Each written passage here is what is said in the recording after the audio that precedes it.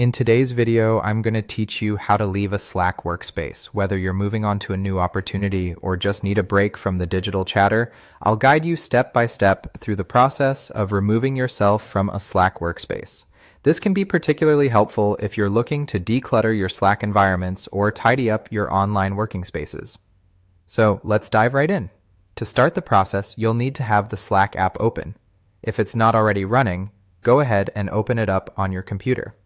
Once you're within your desired Slack workspace, the one you want to leave, locate and hover over your profile icon.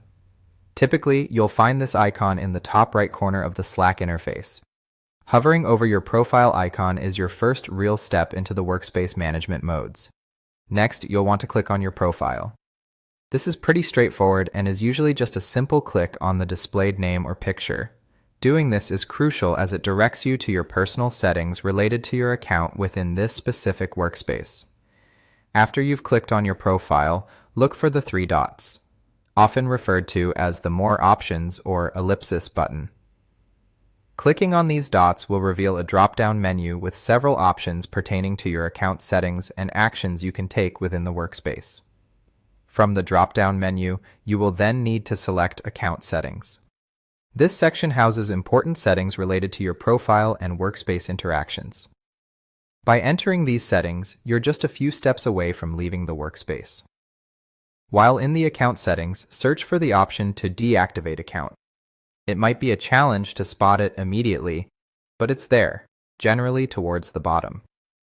Selecting this option is a significant move as it begins the process of removing yourself from the workspace's active user list.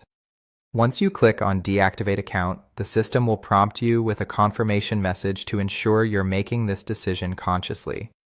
It's a crucial step, and it's there to make sure you're fully aware and sure about leaving, as deactivation might mean a loss of data associated with the workspace.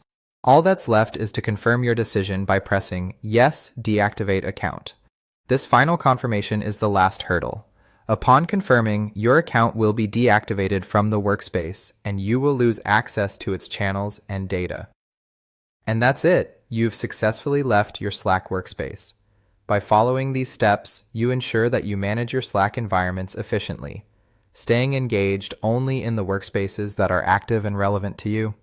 Thank you for joining today's guide, and don't forget to like and subscribe for more helpful tutorials.